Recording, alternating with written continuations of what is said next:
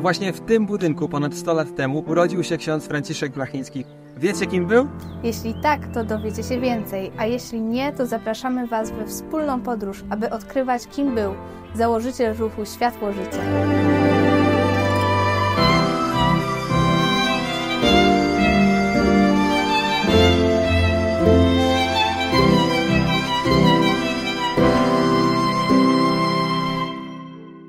Urodził się 24 marca 1921 roku w Rybniku na Śląsku jako syn Józefa i Marii z domu Müller. Miał 8 rodzeństwa, 4 braci i 4 siostry, z czego 6 dożyło wieku dorosłego. Urodził się w domu, na terenie ówczesnego szpitala, gdzie jako nadpielęgniarz pracował jego ojciec.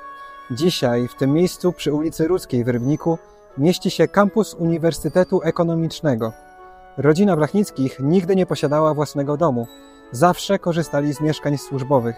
Przeprowadzali się tam, gdzie pracę zdobywał pan Józef. Franciszek był wychowywany w tradycyjnie katolickiej rodzinie. Takie też otrzymał wartości. Górny Śląsk był obszarem w ponad 90% zamieszkanych przez ludność katolicką. I to już nie miało tu znaczenia tak naprawdę kwestia narodowości, czy też poczuwania się do danej narodowości poszczególnych ludzi. Większość była katolikami. Józef Blachnicki pracował jako nadpielęgniarz w szpitalach spółki brackiej, co pozwalało mu na utrzymanie rodziny na godnym poziomie. Był człowiekiem towarzyskim, impulsywnym, pracowitym i solidnym. Te cechy zdaniem rodzeństwa odziedziczył po nim Franciszek. Józef był uważany za człowieka uczynnego i życzliwego. Poza pracą pomagał ludziom, często lecząc ich bezpłatnie. Maria Blachnicka po ukończeniu szkoły podstawowej pracowała jako pomoc domowa i opiekunka, dzięki czemu nabyła umiejętności prowadzenia domu i wychowania dzieci. Od ślubu z Józefem zajmowała się domem. Należycie dbała i troszczyła się o swoje dzieci. Była bardzo pracowita, a zarazem pełna macierzyńskiego ciepła.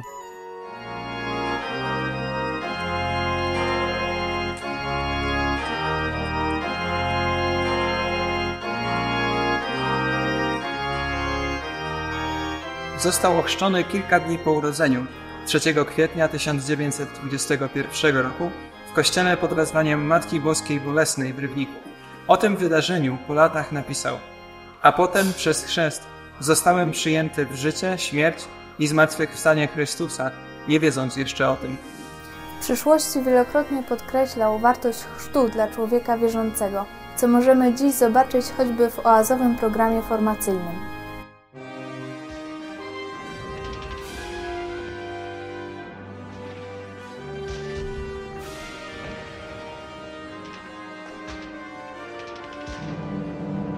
Niecałe 3 lata przed narodzeniem Franciszka skończyła się I wojna światowa. Okres jego młodości przypadał na czas, kiedy Polska odradzała się po 123 latach politycznej nieobecności na mapie Europy. Odrodzenie się państwa polskiego i zakończenie I wojny światowej, klęska Niemiec stworzyły warunki do tego, aby takie regiony jak Śląsk stały się obszarami spornymi między odrodzonym państwem polskim a Niemcami. Umożliwiła w ogóle jakiekolwiek zmiany terytorialne, no bo przecież niepokonane Niemcy nigdy by nie pozwoliły na jakąkolwiek rewizję swoich granic.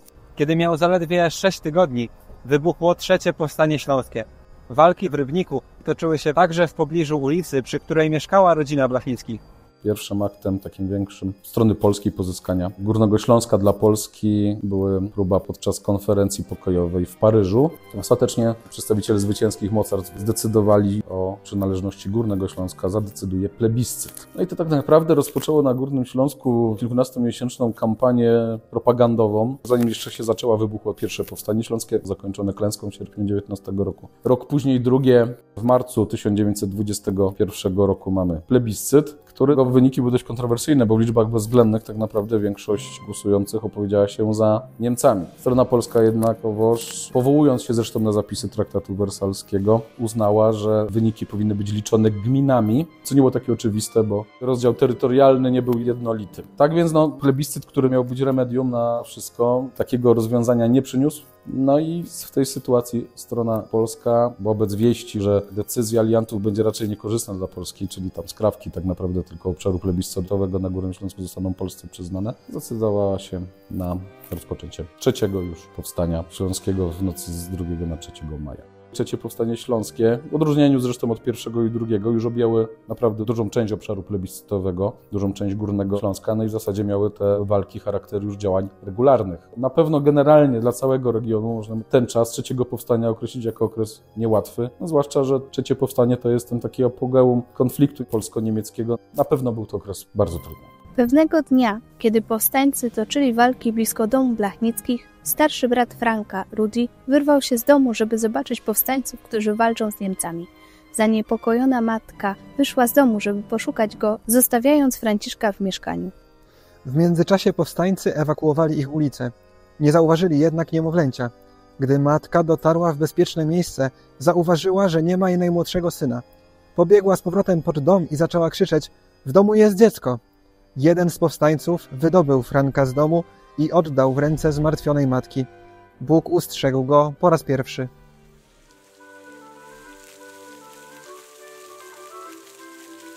Jaki był młody Franciszek Blachnicki? W oczach najbliższych był dzieckiem dynamicznym, pełnym pomysłów i propozycji zabaw. Potrafił gromadzić wokół siebie inne dzieci. Sąsiedzi wspominali dodatkowo, że na tle rówieśników wyróżniał się uczynnością. On sam twierdził, że poza tym lubił też samotność. Był marzycielem.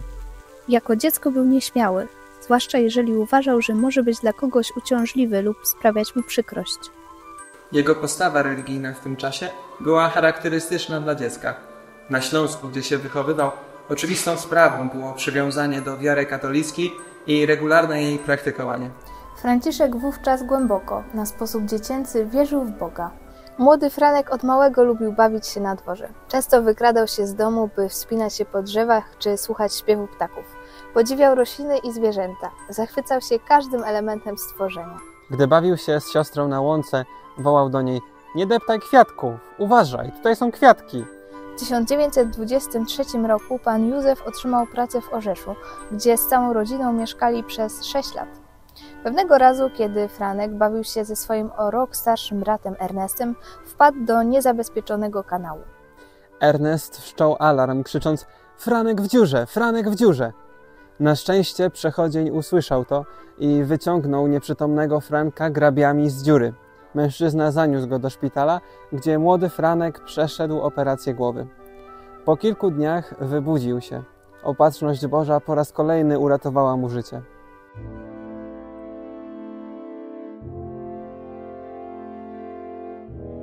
Gdy Ernest szedł do szkoły, rodzice dali mu do towarzystwa Franka.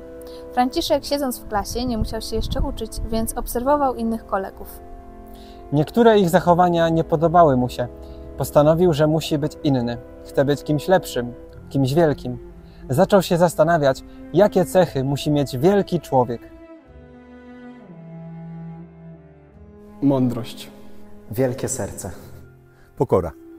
Przenikliwość w myśleniu.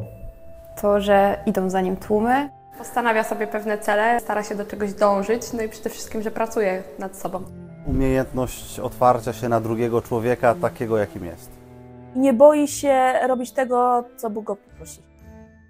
Blachnicki doszedł do wniosku, że wielki człowiek powinien być dobry, odważny i powinien nie bać się pokonywać trudności, nie poddawać się. Wymyślił zadanie, które miało ćwiczyć te 3 cechy jednocześnie. Polegało ono na tym, aby wejść na drzewo i bez schodzenia z niego przejść na drugie. W tym celu udał się do parku miejskiego i postanowił, że zostanie tam tak długo, aż osiągnie sukces. W końcu po dłuższym czasie udało mu się bezpiecznie wykonać zadanie, po czym zadowolony wrócił do domu. Nie polecał go jednak swoim kolegom, bo jak słusznie stwierdził, nie był to bezpieczny pomysł. W 1929 roku Franciszek wraz z rodziną przeprowadził się do Tarnowskich Gór, nowego miejsca pracy ojca. To tu skończył szkołę podstawową. Uczył się dobrze, choć nie poświęcał zbyt wiele czasu na naukę. Szkoła nie była w centrum jego zainteresowań. Fascynowało go aktywne życie, wypełnione poznawaniem świata i zabawą z rówieśnikami. Jego gimnazjum znajdowało się w tym budynku. Dzisiaj mieści się tu drugie liceum ogólnokształcące w Tarnowskich Górach.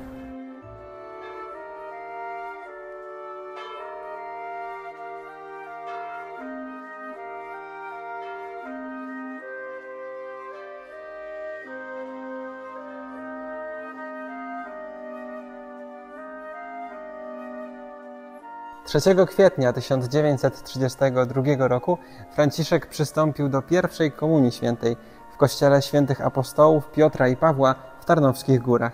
Sens i głębia tego wydarzenia była przez niego rozważana później w pracach naukowych i pracy duszpasterskiej. Dziś w Tarnowskich Górach możemy znaleźć kilka miejsc upamiętniających księdza Franciszka. Znajduje się tutaj m.in. rondo imienia księdza Franciszka Blachnickiego, czy szkoła podstawowa, której patronem został mianowany. Jako 10-latek wstąpił do harcerstwa. Była to dla niego sposobność do rozwijania cech wielkiego człowieka. Po latach wspomina harcerstwo jako anioła stróża swoich młodzieńczych lat, uchowało go od złych dróg i zaprowadziło ku dobrym i szlachetnym ideałom. Jednym z głównych założeń harcerstwa jest służba. To jest to, co powiedział Pan Jezus, czyli powinniśmy być sługami swoich bliźnich. Często jako harcerze angażujemy się w przypadku różnego rodzaju kataklizmów, tak jak braliśmy na przykład udział w pomocy powodzianom, czy podczas wojny na Ukrainie.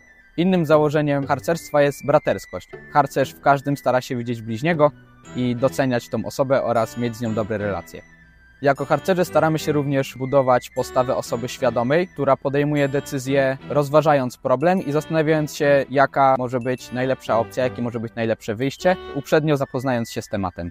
Kolejnym głównym założeniem harcerstwa jest stała praca nad sobą. Zawsze staramy się być lepszą osobą, pokonywać rzeczy, z którymi sobie nie radzimy, podejmować się nowych wyzwań i nie poddawać się przy pierwszej trudności.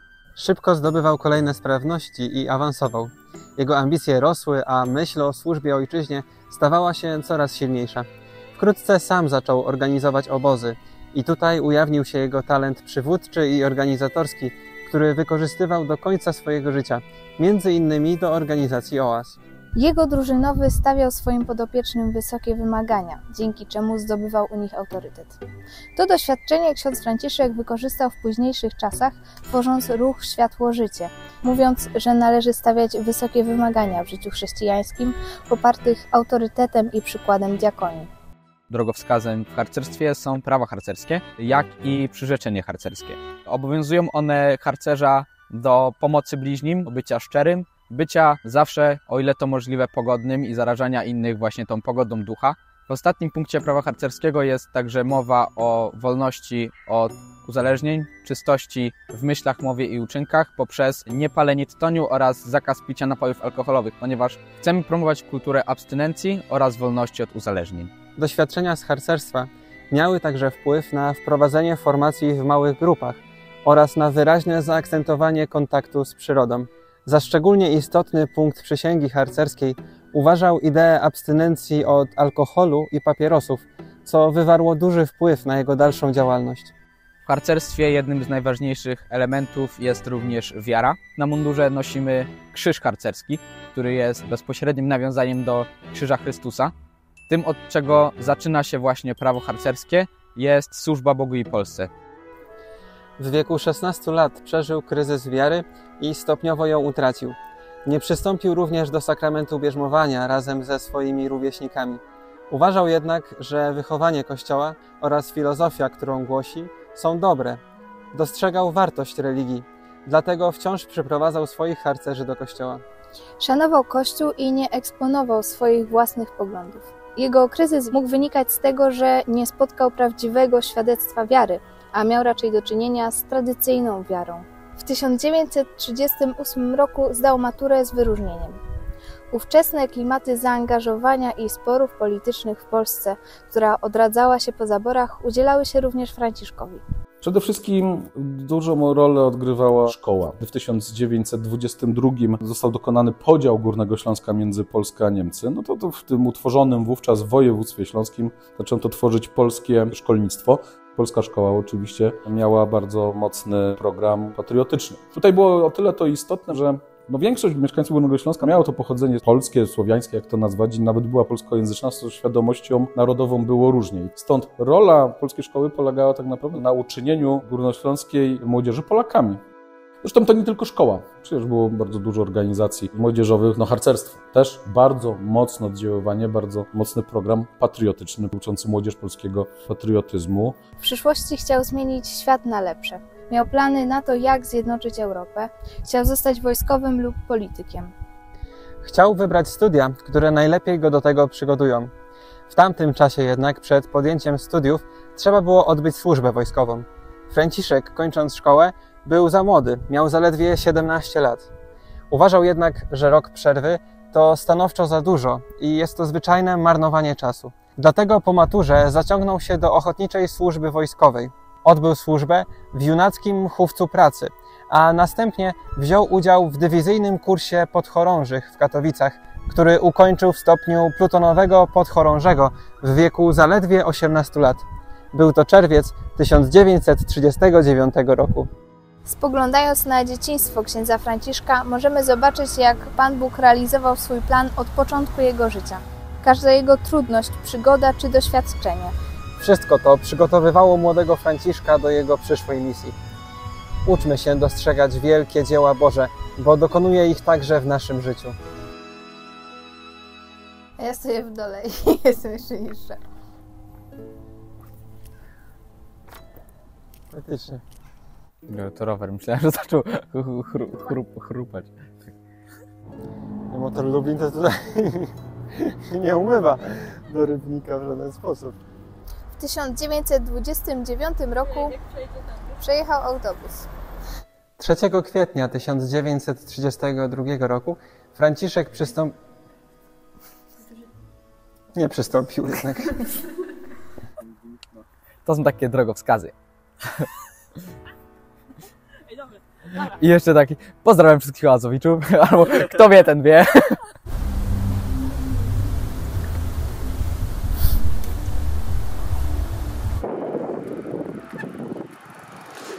Dominik skończył nagrania na dziś i się cieszy. Jego wspaniały ten.